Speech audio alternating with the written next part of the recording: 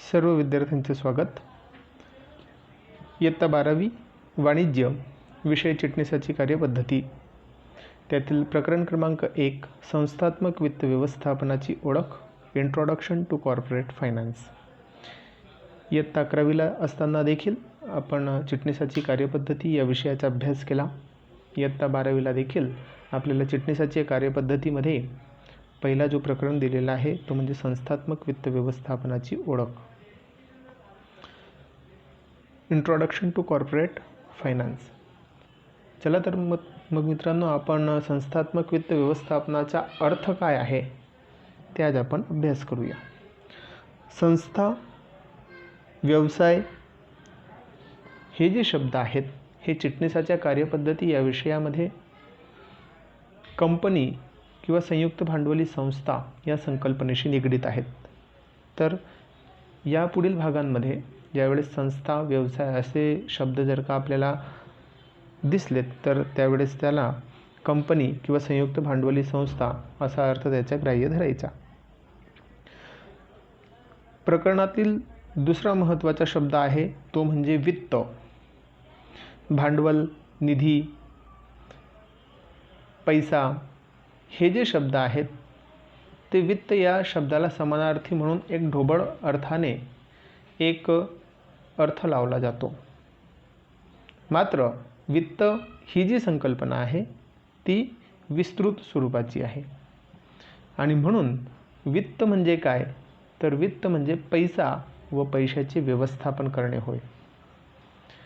पैसा म्हणजे काय तर हेनरी फोर्ड या तज्ज्ञाने मांडलेली व्याख्या आहे। पैसा हे एक चलन आहे, आपल्या सर्वांना माहिती आहे।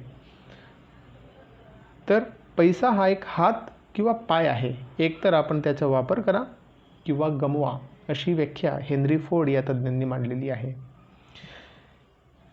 जसे हात आणि पाय कार्य करण्यासाठी, कार्यक्षमता वाढवण्यासाठी उपयोगाला येतात, तसेच पैशाचे योग्य व्यवस्थापन केल्यास संस्थेची कार्यक्षमता देखील वाढते आणि म्हणून पैसा हा अत्यंत महत्त्वाचा आहे।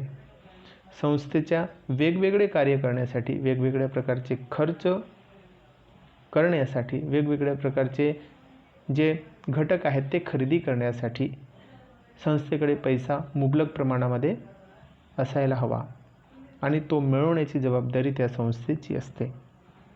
दुसरी महत्त्वाची संकल्पना आहे की पैशाचे व्यवस्थापन।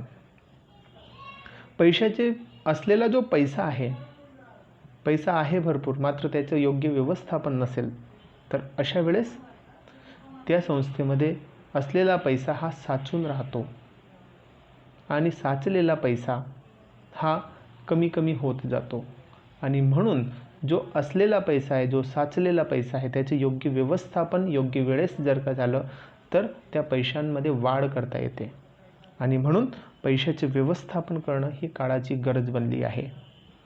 मग पैशाचे व्यवस्थापन करणं म्हणजे नेमकं काय करणं हा प्रश्न पडतो। प्रत्यक्षात पैशाची नियोजनबद्ध पद्धतीने हाताळणी करणे, आलेला किंवा असलेला पैसा जो आहे तो पैसा कोणकोणत्या गोष्टींसाठी कोणत्या वेळेवर खर्च करायचा याचं पूर्वनियोजन करणे, नियोजनबद्ध पद्धतीने खर्चावर नियंत्रण ठेवणे याला म्हणतात पैशाचे व्यवस्थापन। प्रत्यक्षात पैशाची हाताळणी नियोजनबद्ध पद्धतीने करणे यालाच पैशाचे व्यवस्थापन असे म्हणतात। उदाहरणार्थ, आपल्या कुटुंबामध्ये उत्पन्न जेवढं आहे त्या उत्पन्नापेक्षा कमी खर्च आपले आईवडील करत असतात, आजी आजोबा करत असतात की जेणेकरून काहीतरी बचत देखील राहावी, म्हणजेच ते एक प्रकारे पैशांचे नियोजन करत असतात किंवा व्यवस्थापन करत असतात। असलेल्या पैशांमध्ये वेगवेगळ्या प्रकारच्या ज्या गरजा आहेत त्या गरजा पूर्ण करण्याचं कार्य त्या उत्पन्नामधून केलं जातं आणि म्हणून अशा प्रकारच्या ही जी संकल्पना आहे ती पैशाच्या व्यवस्थापनाशी निगडीत असलेली संकल्पना आहे। जसं कुटुंबाला पैशाचे व्यवस्थापन असते त्याच प्रकारे संस्थेला किंवा व्यवसायात देखील पैशाचे व्यवस्थापनाला अत्यंत अनन्यसाधारण महत्त्व आहे आणि म्हणून पैशाचे व्यवस्थापन आणि पैसा, मुळात पैसा आणि पैशाचे व्यवस्थापन म्हणजेच वित्त होय। आपल्या प्रकरणातील तिसरा महत्त्वाचा जो शब्द आहे तो म्हणजे व्यवस्थापन. व्यवस्थापन म्हणजे काय, तर नियोजन करणे कुठल्याही गोष्टीचं. उदाहरणार्थ आपल्या कुटुंबामध्ये जर लहान जरी कार्यक्रम असला तरी देखील आपण त्या कार्यक्रमासाठी नियोजन करत असतो. कधी कोणतं कार्य करायचं आहे आणि त्यासाठी कोणकोणत्या वस्तूंची आवश्यकता आहे. इथून तर वेगवेगळे जे घटक आहेत कार्यक्रमासंदर्भातील ते वेगवेगळ्या घटकांवर, वेगवेगळ्या इव्हेंटवर कोणकोणत्या प्रकारचे कार्य करून घ्यायचे आहेत किंवा स्वतःला करायचे आहेत किंवा अजून कोणत्या व्यक्तीने करायचे आहेत हे ठरवलं जात असतं आणि त्या प्रकारचं कार्य त्या वेळेस केलं जातं नियोजनबद्ध पद्धतीने. यालाच व्यवस्थापन करणे असे म्हणतात. मग व्यवस्थापनामध्ये वेगवेगळ्या घटकांचा समावेश होतो. नियोजन करणे, नियंत्रण ठेवणे, अंमलबजावणी करणे, निर्णय घेणे असे वेगवेगळे व्यवस्थापनाचे पैलू आहेत आणि ज्या वेळेस त्या वेगवेगळ्या पैलूंचा उपयोग हा त्या वेळेस केला जात असतो. त्याचप्रकारे यात देखील म्हणजे संस्थेत देखील व्यवस्थापनाला अत्यंत महत्त्वाचं स्थान आहे. व्यवस्थापन ही मुळात स्वतःमध्ये खूप मोठी अशी एक ज्ञानशाखा आहे की त्या ज्ञानशाखेत वेगवेगळ्या प्रकारचे व्यवस्थापन कौशल्यांचा अभ्यास केला जात असतो आणि मुळात पहिल्या प्रकरणामध्ये आपल्याला वित्त व्यवस्थापनाला महत्त्व देण्यात आलेलं आहे. तर मित्रांनो, वित्तीय व्यवस्थापन हे अत्यंत महत्त्वाची अशी एक व्यवस्थापनाची शाखा आहे की ज्या शाखेमध्ये आपल्याला इयत्ता 12वीला हे सर्व शिकायला मिळते. संस्थात्मक वित्त व्यवस्थापन. मग आपण सर्वात आधी संस्थात्मक म्हणजे संस्था या शब्दाचा अर्थ पाहिला, त्यानंतर वित्त म्हणजे काय त्याचा अर्थ पाहिला, व्यवस्थापन म्हणजे काय त्याचा अर्थ पाहिला. मग आपण ह्या सर्व गोष्टींना जर काय एकत्रित जोडलं तर आपल्याला एक गोष्ट निदर्शनास येते की कंपनीमध्ये, व्यवसायामध्ये किंवा संस्थेमध्ये पैसा आणि पैशाचं जे व्यवस्थापन जे केलं जातं आणि त्यांची प्रत्यक्ष जी हाताळणी केली जाते यालाच संस्थात्मक वित्त व्यवस्थापन म्हणतात. हे एक ढोबळमानाने आपण अर्थ लक्षात घेऊया. मात्र एक गोष्ट आपल्याला ही समजते की संस्थेला पैशांची गरज असते, म्हणजेच भांडवलाची गरज असते आणि ते भांडवल मिळवण्याचा संस्था प्रयत्न करत असते. आणि त्याचप्रकारे असलेले जे भांडवल आहे किंवा मिळवलेले जे भांडवल आहे त्या मिळवलेल्या भांडवलाला योग्य त्या ठिकाणी त्याचा वापर करणे ही काळाची गरज आहे आणि त्यातून नफा मिळवण्याचं हे सर्वात महत्त्वाचं उद्दिष्ट आहे. व्यवसाय म्हटला तर त्या ठिकाणी नफा हा घटक येतोच आणि म्हणून मिळवलेलं जे भांडवल आहे त्या भांडवलाचे योग्य उपयोग योग्य त्या ठिकाणी योग्य त्या वेळेवर जर का करण्यात आलं तर नफा हे उद्दिष्ट सफल होतं. आणि म्हणून खऱ्या अर्थाने संस्थात्मक वित्त व्यवस्थापन म्हणजे काय, तर प्रत्यक्षात भांडवल मिळवणे आणि त्याचा योग्य त्या ठिकाणी उपयोग करणे म्हणजेच संस्थात्मक वित्त व्यवस्थापन होय. मग बघूया मित्रांनो, संस्थात्मक वित्त व्यवस्थापनाची व्याख्या काय आहे. संस्थात्मक वित्त व्यवस्थापनाला शॉर्टमध्ये संक्षिप्त स्वरूपामध्ये संस्थात्मक वित्त व्यवस्था देखील म्हणतात. हेनरी हॉगलँड या तज्ज्ञाच्या मते संस्थात्मक वित्त व्यवस्था म्हणजे व्यावसायिक संस्थेने केलेले भांडवल संपादन याचा अर्थ भांडवल मिळवणे, भांडवल गोळा करणे व त्याचा विनियोग म्हणजेच वापर करणे, उपयोग करणे, मिळवलेल्या भांडवलाचा योग्य त्या ठिकाणी वापर करणे, योग्य त्या ठिकाणी उपयोग करणे या गोष्टींची हाताळणी करते. म्हणजेच या ठिकाणी भांडवलाचे संपादन आणि भांडवलाचा विनियोग ह्या ज्या दोन संकल्पना आहे ह्या दोन संकल्पना संस्थात्मक वित्त व्यवस्थेच्या व्याख्येमध्ये अतिशय महत्त्वपूर्ण आहे. संस्थात्मक वित्त व्यवस्था म्हणजे व्यावसायिक संस्थेने केलेले भांडवल संपादन व त्याचा विनियोग या गोष्टींची हाताळणी करते म्हणजे याचा अर्थ व्यवस्थापन करणे होय. अतिशय महत्त्वपूर्ण व्याख्या आहे भांडवलाचे संपादन करणे. आता भांडवलाचं संपादन करायचं असेल तर मार्ग कोणते आहेत? कोणत्याही व्यावसायिकाला व्यवसाय सुरू करण्याच्या आधी भांडवल मिळवावं लागतं किंवा स्वतःजवळ जेवढं असेल भांडवल ते भांडवल वापरावं लागतं आणि जे भांडवल आवश्यक असेल ते बाहेरून त्यांना मिळवून घ्यावं लागतं. म्हणजेच अशा प्रकारे म्हणजेच त्याला आपण म्हणतो कर्जऊ भांडवल. स्वतःचं जे भांडवल असतं ते मालकीचं भांडवल असतं आणि जे बाहेरून घेतलेलं असतं इतरांकडून जे मिळालेलं असतं त्या भांडवलाला आपण म्हणतो कर्जऊ भांडवल. म्हणजेच भांडवल संपादनाचे दोन भाग आहेत, दोन मार्ग आहेत, एक मालकीचे आणि दुसरं म्हणजे कर्जऊ भांडवल. आणि त्याचा जो विनियोग आहे तो विनियोग म्हणजेच वापर करणे आणि त्याच प्रकारे उपयोग करणे, त्याचे योग्य ठिकाणी उपयोग होणं अत्यंत गरजेचं आहे. तर मित्रांनो, आपण ह्या दोन संकल्पना अत्यंत महत्त्वाच्या आहेत. ह्या ज्या दोन संकल्पना आहेत याच्यावर बरंचसं काही आपलं संस्थात्मक वित्त व्यवस्थेचे पुढील जे भाग आहेत ते भाग अवलंबून आहेत. तर मित्रांनो, भांडवल संपादनाचे आणि त्याचे जे उपयोग आहे त्याचा जो विनियोग आहे ह्या दोन संकल्पना लक्षात घ्या. मग संस्थात्मक वित्त व्यवस्थेमध्ये असे कोणकोणते घटक आहेत की ज्यांचा आपण अभ्यास करायला पाहिजे हा प्रश्न निर्माण होतो. कोणकोणते घटक असतील यामध्ये? तर सर्वप्रथम येतं तर वित्तीय नियोजन. वित्त म्हणजे काय पाहिलं? पैसा आणि पैशाचे व्यवस्थापन, त्यांचं नियोजन कशा प्रकारे संस्थेमध्ये केलेलं आहे हे अत्यंत महत्त्वाचं आहे. कारण की पैसा येतो कसा आहे, पैसा जातो कसा आहे, पैशांचे येण्याचे मार्ग कोणकोणते आहेत, पैशाचे जाण्याचे मार्ग कोणकोणते असावेत, ह्या ज्या गोष्टी आहेत ह्या नियोजनामध्ये येतात आणि प्रामुख्याने वित्तीय नियोजन हे ठरवण्यामध्ये मदत करत असतं.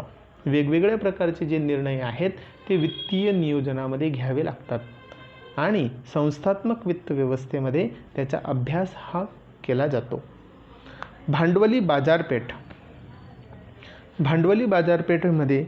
भांडवली बाजारपेठेचा अभ्यास देखील संस्थात्मक वित्त व्यवस्थेमध्ये केला जातो. आता मुद्रा बाजार, भाग भांडवल बाजार, विदेशी भांडवल, वित्तीय संस्था, बँका या सर्व संकल्पनांचा अभ्यास हा संस्थात्मक वित्त व्यवस्थेमध्ये केला जातो. ह्या सर्वांचा जो अभ्यास आहे, भांडवली बाजारपेठ म्हणजे काय हा प्रश्न आपल्यासमोर पडतो. भांडवली बाजारपेठ म्हणजे अशी बाजारपेठ की जी दीर्घ मुदतीच्या कर्जाची व समहक्क भागांची देवाणघेवाण करणारी बाजारपेठ असते. दीर्घ मुदतीचे व्यवसायाला दीर्घ मुदतीसाठी भांडवलाची आवश्यकता असते आणि व्यवसायाची ही दीर्घ मुदतीची भांडवलाची गरज पूर्ण करण्यासाठी भांडवल बाजारपेठ मदत करत असते. उदाहरणार्थ समहक्क भागांची विक्री करून, आपण त्याला इक्विटी शेअर्स म्हणतो, समहक्क भागांची विक्री करून कोणतीही कंपनी दीर्घ मुदतीसाठी जे भांडवल आहे ते भांडवल उभारू शकते.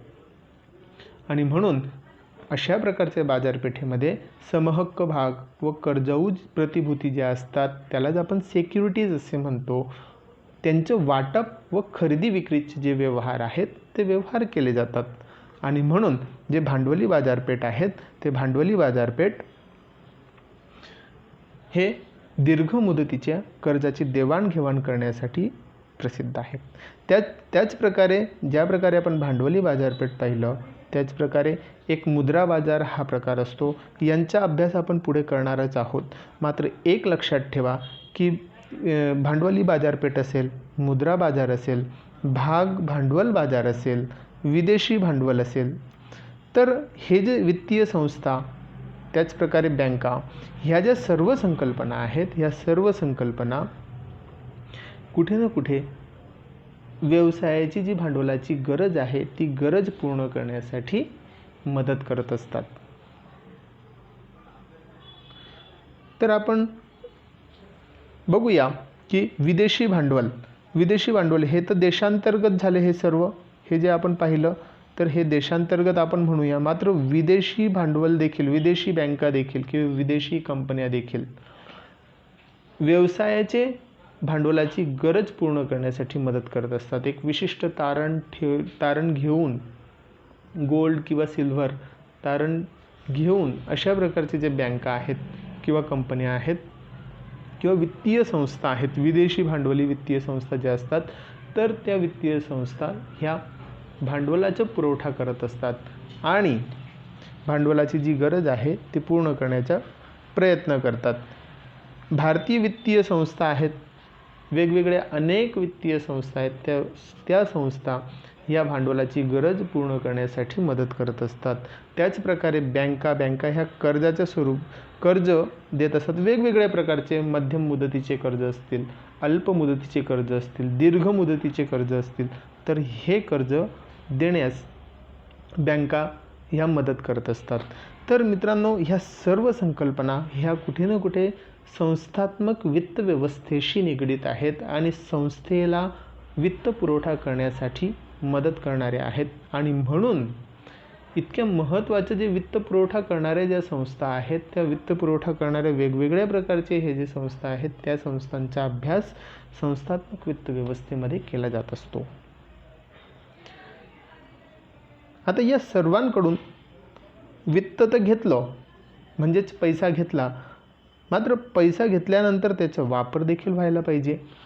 आणि वापर करण्याआधी असा एखादा व्यक्ती, संस्था जो व्यक्ती स्थापन करतो किंवा प्रमंडळ, कंपनी जी व्यक्ती स्थापित करते, तर त्या व्यक्तींना तेवढं कौशल्य असेलच याची शाश्वती नसते. आणि म्हणून या ठिकाणी संस्थेचं वित्ताचं व्यवस्थापन करण्यासाठी एक कौशल्यपूर्ण व्यक्तीची नेमणूक केली जाते, की जी व्यक्ती ही वित्त व्यवस्थापक म्हणून नियुक्त केली जाते. जी व्यक्ती ही शिकलेली असते. जनरली MBA फायनान्स हा जो कोर्स आहे तो वित्त व्यवस्थापक या पोस्टसाठी अत्यंत महत्त्वपूर्ण कोर्स असतो. आणि म्हणून वित्त व्यवस्थापक ज्यावेळेस नियुक्त केला जातो, तर त्यावेळेस वित्त व्यवस्थापकाला संस्थेकडे कोणकोणत्या गोष्टी आहेत या सर्व गोष्टींची खात्री व्यवस्थित करून घ्यावी लागते. आणि म्हणून पहिला जो सर्वात महत्त्वाचा मुद्दा आहे, संस्थेकडे पुरेशी व समाधानकारक वित्त व्यवस्था उपलब्ध आहे का नाही याची खातरजमा वित्त व्यवस्थापक सर्वप्रथम करत असतो. कारण की सर्वप्रथम जर का संस्थेकडे पुरेशी आणि समाधानकारक वित्त व्यवस्था उपलब्ध असेल, म्हणजे पुरेसा पैसा उपलब्ध असेल आणि त्या पैशाचं योग्य प्रकारे खर्च कुठे करायचे याचं नियोजन उपलब्ध असेल, तर अशा वेळेस ते संस्था आणि त्या संस्थेचं कामकाज हे बरोबर सुरू आहे अशा प्रकारची खात्री वित्त व्यवस्थापकाची होते. दुसरा महत्त्वाचा मुद्दा आहे, किमान मूल्य असलेल्या योग्य प्रकारच्या निधीचा वापर संस्था करत आहे याची खात्री वित्त व्यवस्थापकाला करून घ्यावी लागते.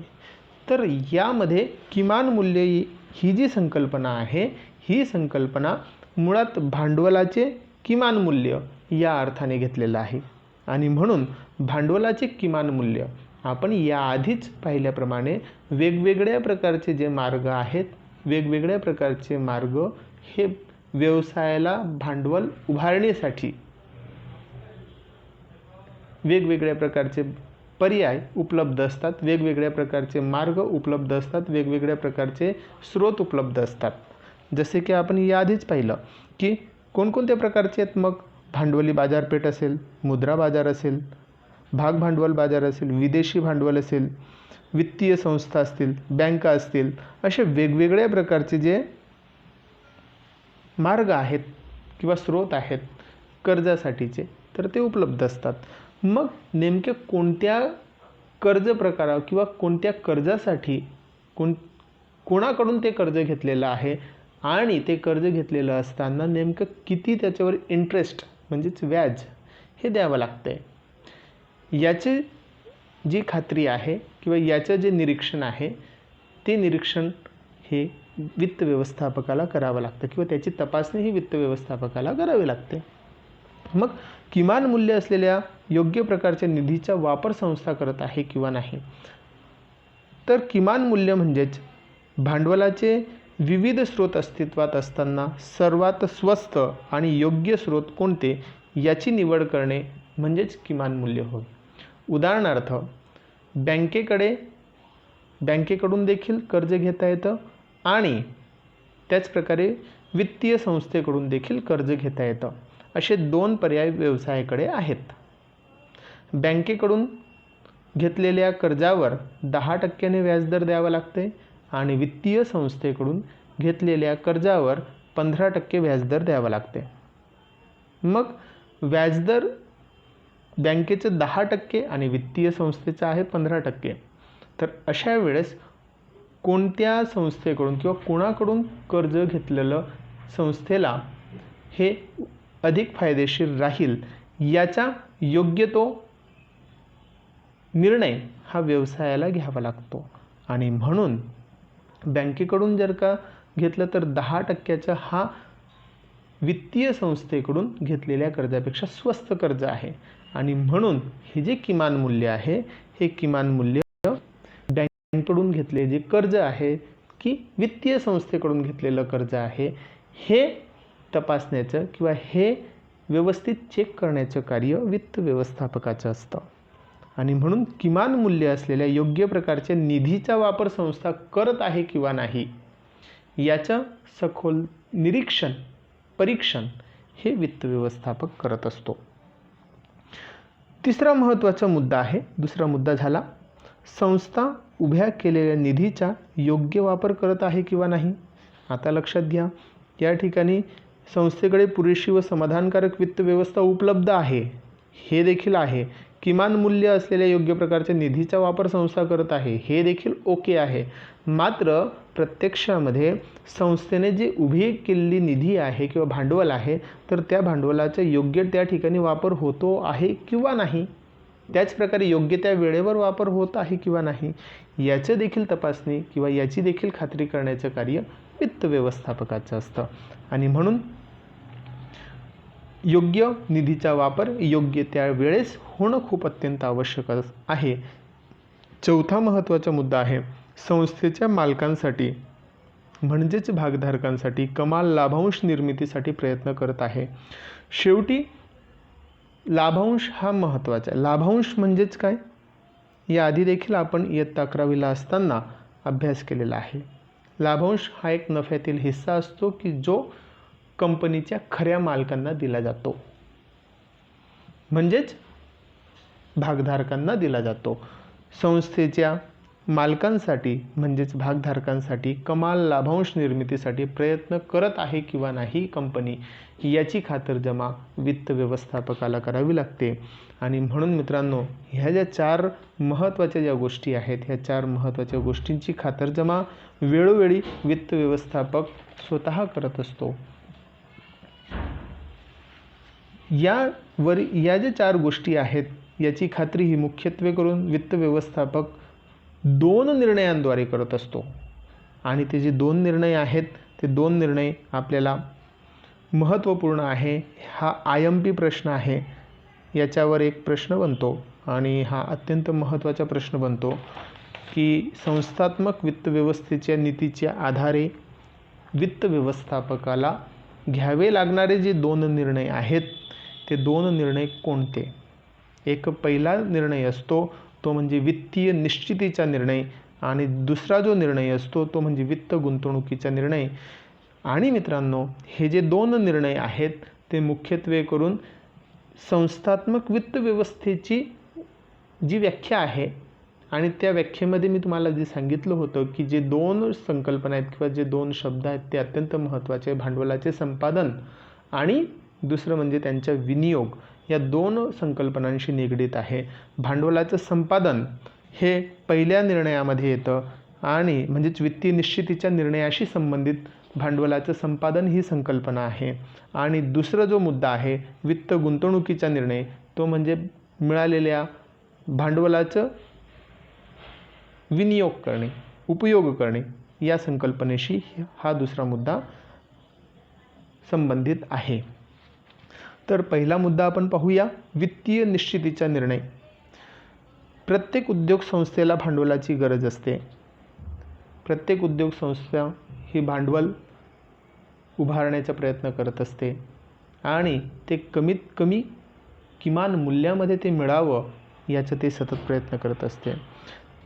त्यासाठी वेगवेगळे वित्त उभारणीचे विविध पर्याय त्यांच्यासमोर उपलब्ध असतात.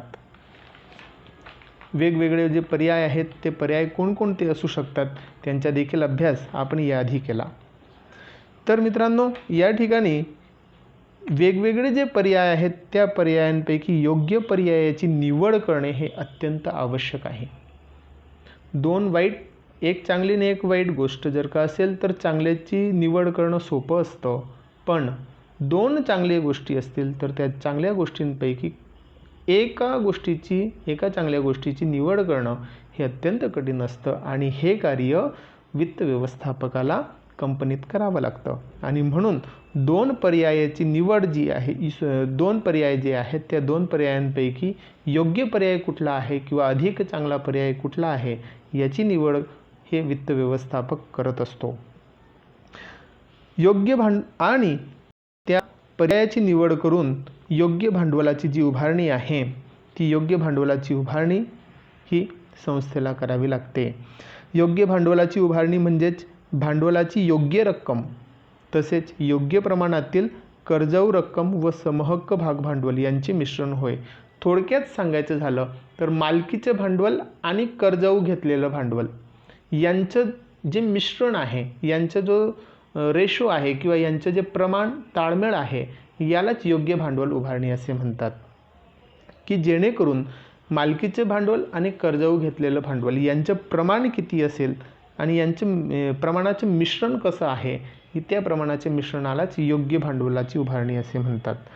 आणि म्हणून मित्रांनो, या ठिकाणी भांडवलाची उभारणी करणं अत्यंत महत्त्वाचं आहे. भांडवलच नसेल तर व्यवसाय करता येणार नाही. आणि म्हणून अशा प्रकारच्या वित्तीय निश्चितीचा जो निर्णय आहे ते अशा 4 मुद्द्यांच्या माध्यमातून घेतला जातो. असणारी भांडवलाची गरज किती आहे, भांडवल किती मुदतीसाठी आवश्यक आहे, त्याचप्रकारे त्या मुदतीसाठी त्या काळासाठी असणारे वेगवेगळे पर्याय कोणकोणते आहेत आणि त्या पर्यायांपैकी योग्य पर्याय आपल्या संस्थेसाठी कोणता आहे. अशा प्रकारचे जे मुद्दे आहेत हे मुद्दे जर का तुम्ही लक्षात ठेवले तर तुम्हाला परीक्षेमध्ये व्यवस्थित प्रकारे पेपर लिहिता येईल. योग्य भांडवलाची उभारणी म्हणजेच पुन्हा एक वेळेस सांगतो की भांडवलाची योग्य रक्कम तसेच योग्य प्रमाणातील कर्जाऊ रक्कम व समहक्क भाग भांडवल यांचे मिश्रण होय. थोडक्यात की मालकीचे भांडवल आणि कर्जाऊ भांडवल यांच्या मिश्रणाचं प्रमाण म्हणजेच योग्य भांडवलाचे उभारणी होय. तर वित्तीय जो व्यवस्थापक असतो योग्य भांडवल उभारणीची खात्री देत असतो. आता यामध्ये भांडवल बाजार हा एक शब्द, ही एक संकल्पना आपल्याला मगाशी आलेली होती. तर दीर्घ मुदतीच्या कर्जांची देवाणघेवाण, समहक्क भागांची खरेदी विक्री करणे ज्या बाजारामध्ये शक्य होते त्यालाच भांडवल बाजार असे म्हणतात. या पुढचा जो मुद्दा आहे दुसरा तो म्हणजेच वित्त गुंतवणुकीचा निर्णय. वित्त गुंतवणुकीचा निर्णय म्हणजेच ही जी संकल्पना आहे ती म्हणजे व्याख्येमध्ये पाहिलेल्या विनियोग या शब्दाशी निगडित आहे. आता भांडवल मिळवलेलं आहे, मात्र मिळवलेल्या भांडवलाचा योग्य त्या ठिकाणी योग्य जागेवर योग्य वेळेवर वापर होणं अत्यंत आवश्यक आहे. तरच नफा हा जो अंतिम उद्दिष्ट आहे हा सफल होणार आहे. मग सर्वात महत्त्वाचं म्हणजे भांडवलाचा योग्य उपयोग हा अत्यंत महत्त्वाचा आहे. योग्य त्या ठिकाणी योग्य त्या वेळेवर भांडवलाचा उपयोग होणं अत्यंत आवश्यक आहे. आणि व्यावसायिक संस्थेला ज्यावेळेस भांडवल प्राप्त होतं त्यावेळेस विविध पर्याय उपलब्ध होतात. तेव्हा वित्तीय व्यवस्थापक पुढील निर्णय कोणता घ्यायचा यासाठी तयार होत असतो. म्हणजेच निर्णय म्हणजेच काय तर निधीचा योग्य रीतीने वापर करून भागधारकांना कमाल लाभांश मिळवून देण्याचा जो उद्देश आहे तो कमाल लाभांश मिळवून देण्याचा उद्देश सफल करून घेण्यासाठी या निधीचा उपयोग होणं अत्यंत आवश्यक असतो. आणि याकरिता संस्थेला भांडवलाचे मूल्य विचारात घ्यावे लागते. लक्षात ठेवा, यासाठी कमाल लाभांश मिळवून देण्यासाठी भांडवलाचं मूल्य हे लक्षात घ्यावं लागतं. मग भांडवली मूल्य म्हणजे काय? तर भांडवली मूल्य म्हणजे गुंतवणूकदारांकडून अपेक्षित असणारा किमान परतावा होय. गुंतवणूकदारांकडून अपेक्षित असणारा किमान परतावा होय. आपल्या कंपनीमध्ये शेअर्सची खरेदी केल्यानंतर समजा 10,000 रुपयाचे शेअर्स खरेदी केलेले आहेत. बँकेमध्ये जर का अशा गुंतवणूकदारांनी 10,000 रुपये ठेवले असते तर बँकेमध्ये त्यांना एक आपण समजूया की 10% हिशोबाने, उदाहरणार्थ आपण 10% आपण धरूया गृहीत, 10% हिशोबाने त्यांना वार्षिक व्याज हे मिळत असतं, असं आपण उदाहरण म्हणून घेतलं. तर अशा वेळेस 1,000 रुपये त्यांना वर्षाच्या शेवटी हे मिळणार आहेत. 10,000 रुपयांवर 1,000 रुपये व्याज हे मिळेल. म्हणजेच काय? तर एक कमीत कमी परतावा त्यांना 1,000 रुपये मिळणार आहे 10,000च्या मागे. आणि म्हणून 1,000 ही जी किंमत झाली हे भांडवलाचं मूल्य झालं. किमान आपण म्हणू शकतो की भांडवलाचं जे मूल्य आहे ते मूल्य हे 1,000 रुपये ठरलं. आणि म्हणून हे जे मूल्य आहे किमान परतावा, किमान अपेक्षित परतावा असतो हा, आणि हा किमान अपेक्षित परतावा 1,000 रुपये ठरला. म्हणजेच काय की इतकं तरी रिटर्न्स हे भागधारकांना आपल्या कंपनीचे 10,000 रुपयाचे शेअर्स खरेदी केल्यानंतर मिळाले पाहिजेत, तरच त्यांच्या गुंतवणुकीला अर्थ असतो. एक वेळेस भांडवलाचे मूल्य समजले तर भांडवलावरील परतावा हा भांडवली मूल्यापेक्षा जास्त असेल अशा पद्धतीनेच निधींचे नियोजन संस्था करू शकते. कारण की भांडवलावरील परतावा जो आहे तो भांडवली मूल्यापेक्षा जास्त असणार तरच कंपनी गुंतवणूकदारांना योग्य तो न्याय देऊ शकणार आहेत. आणि म्हणून अशा प्रकारचे निधींचे नियोजन करण्यासाठी मुळात या ठिकाणी वित्त गुंतवणुकीचा निर्णय घेण्यासाठी अत्यंत महत्त्वाची संकल्पना, ती संकल्पना म्हणजेच भांडवलाचे मूल्य. म्हणजेच भांडवलाचे मूल्य हे किती आहे त्यावरून भांडवलाचा जो परतावा आहे हा परतावा भांडवली मूल्यापेक्षा जास्त असणं आवश्यक आहे. आणि तशा प्रकारचं नियोजन आणि निर्णय घेण्याचं जो वे आहे किंवा मार्ग आहे त्या मार्गाने जायला आवश्यक असतं, म्हणजे त्या मार्गाने जायला उपयोगी ठरतं. म्हणून भांडवलाचं मूल्य लक्षात घेणं, लक्षात येणं हे अत्यंत महत्त्वाचं ठरतं. ही संकल्पना अत्यंत महत्त्वाची आहे. त्यानंतर ही जी भांडवलाची संकल्पना आहे त्या भांडवलाच्या मूल्यावरून त्या निधीचं जे नियोजन आहे ते निधींचं नियोजन करणं सोयीचं ठरतं. म्हणजेच निधी कोणत्या ठिकाणी गुंतवणूक करायची आहे, जास्तीत जास्त फायदा कसा मिळवता येईल, किंबहुना भांडवलाचे जे मूल्य आहे त्यापेक्षा जास्त परतावा कसा मिळवता येईल, त्या दृष्टीने निधींचं नियोजन करता येतं. निधींच्या नियोजनावर निर्णय घेता येतो आणि तशा प्रकारचा निर्णय संस्था घेते. गुंतवणूक करण्यासाठी निधी मिळवणे व व्यवसायामध्ये त्याचा यशस्वीरित्या उपयोग करणे यालाच गुंतवणुकीचा निर्णय असे म्हणतात. आणि ही जी संकल्पना आहे या संकल्पनेलाच भांडवली अर्थसंकल्प देखील म्हणतात. गुंतवणुकीचा प्रत्येक वेळेस व्यवस्थित गुंतवणुकीचा जो निर्णय आहे हा निर्णय घेण्यासाठी गुंतवणुकीचा निर्णय काय आहे तर गुंतवणूक करण्यासाठी निधी मिळवणे व व्यवसायामध्ये त्याचा यशस्वीरित्या उपयोग करणे यालाच गुंतवणुकीचा निर्णय असे म्हणतात, म्हणजेच वित्त गुंतवणुकीचा निर्णय असे म्हणतात. तर मित्रांनो, हे जे वित्त गुंतवणुकीचा जो निर्णय आहे हा निर्णय या सर्वांचा परिपाक आहे, म्हणजेच एक्स्ट्रॅक्ट आहे. की गुंतवणुकीचा निर्णय कधी घेणार आहात तर ज्यावेळेस निधी जी मिळालेली आहे ती मिळालेली जी निधी आहे ती व्यवसायामध्ये यशस्वीरित्या उपयोगाला येते. यशस्वीरित्या उपयोगाला कधी येणार आहे की ज्यावेळेस भागधारकांना कमाल लाभांश देणे हे, त्याचप्रकारे भांडवलाचे मूल्य आणि निधींचे जे नियोजन आहेत हे मुद्दे, ह्या ज्या संकल्पना आहेत ह्या संकल्पना मुद्देसूद त्या ठिकाणी व्यवस्थितरित्या हाताळल्या गेलेल्या असतील, यांच्यावर विचार झालेला असेल आणि त्यानुसार अंमलबजावणी झालेली असेल तरच वित्त गुंतवणुकीचा जो निर्णय आहे तो योग्य ठरतो. आणि म्हणून निधी मिळवणे आणि त्याचा यशस्वीरित्या उपयोग करणे यालाच गुंतवणुकीचा निर्णय असे म्हणतात आणि यालाच भांडवली अर्थसंकल्प असे म्हणतात. आणि म्हणून मित्रांनो, हे जे 2 निर्णय आहेत, हे 2 निर्णय अत्यंत महत्त्वपूर्ण असे आहेत. याच्यावर परीक्षेत प्रश्न देखील विचारला जातो. संस्थात्मक वित्त व्यवस्थेचे निधीचे आधार असणारे वित्त व्यवस्थापकाचे 2 निर्णय स्पष्ट करा. तर वित्त निश्चितीचा निर्णय पहिला असतो, त्यामध्ये आपण मुद्द्यांचा अभ्यास केला. आणि दुसरा महत्त्वाचा निर्णय असतो तो म्हणजे वित्त गुंतवणुकीचा निर्णय. त्यामध्ये देखील वेगवेगळ्या मुद्द्यांचा आपण अभ्यास केलेला आहे.